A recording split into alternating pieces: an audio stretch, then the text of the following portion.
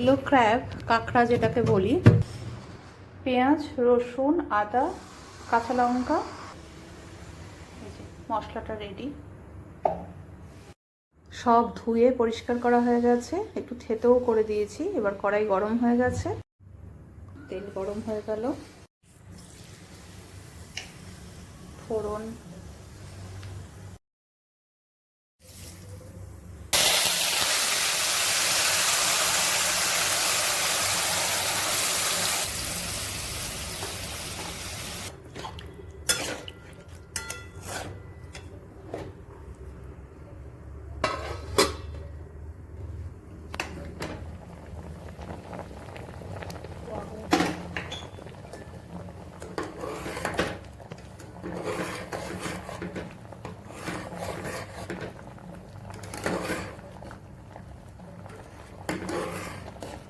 Crab ready.